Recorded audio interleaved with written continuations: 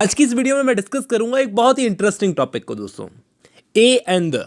मैं जानता हूं आपके लिए बहुत ही सिंपल टॉपिक है, लेकिन कुछ इंटरेस्टिंग मैं आपको बताना चाहता हूं इसके अंदर। देखिए, हम सब जानते हैं कि कौन से शब्दों के साथ में ए लगता है, कौन से शब्दों के साथ में एन लगता है और कौन से शब्दों के साथ में द लगता है। यानी कोई भी शब्द अगर ए ई आई ओ यू ये वॉवल्स हैं, इनसे शुरू होता है तो उसके पहले एन वर्ड का यूज होता है। सिंपल।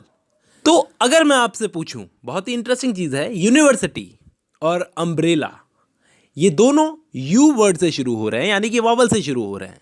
तो क्या हम यूनिवर्सिटी के पहले एन का यूज कर सकते हैं? एन यूनिवर्सिटी सुनने में सही नहीं लगता, नहीं? लेकिन एन अम्ब्रेला, इसके आगे हम एन का यूज करते हैं तो अच्छा लगता है। तो ऐसा क्या डिफरेंस है इन दोनों में? दोनों के दोनों यू से शुरू होते हैं, फिर भी एक के आगे एन लग रहा है तो एक के आगे ए लगता है। इसका फर्क मैं आपको बताऊंगा। सबसे पहले हमें समझना पड़ेगा कि ए बी सी डी में कितने अल्फाबेट्स होते हैं। 26। A B C D E F G H I J K L M N O P Q R S T U V W X Y Z. लेकिन इनमें से 5 alphabets A E I O you ऐसे होते हैं जिनको हम vowels कहते हैं। अब इनको वॉवल्स इसलिए कहा जाता है क्योंकि ये 5 ऐसे वर्ड्स होते हैं, सिर्फ 5 ऐसे वर्ड्स होते हैं पूरे ABCD के अंदर, जिनको अ आ ई उ यानी कि स्वर के रूप में बाहर निकलते हैं। यानी कोई ऐसा इंसान जिसकी आवाज नहीं है वो भी इन वर्ड्स को बोल सकता है AEIOU, क्योंकि ये आवाजें स्वर के रूप में निकलती है। जैसे हिंदी में होता है अ आ ई, इन सबको स्वर कहा जाता है, जबकि क ख ग को कहा जाता है व्यंजन। वैसे इंग्लिश में बाकी के सारी अल्फाबेट्स बी सी डी ये सब व्यंजन होते हैं दोस्तों। तो उम्मीद करता हूं आपको स्वर और व्यंजन में फर्क समझ में आ गया होगा। वापस चलते हैं यूनिवर्सिटी और अम्ब्रेला की तरफ। अब अम्ब्रेला और यूनिवर्सिटी में फर्क क्या है? यूनिवर्सिटी में यू, भले ही वो यू वर्ड का यूज हुआ हो, लेकिन यू से शुरू हो रहा है। यू एक व्यंजन है, ये स्वर नहीं, एक व्यंजन है। जबकि अम्ब्रेला एक स्वर है।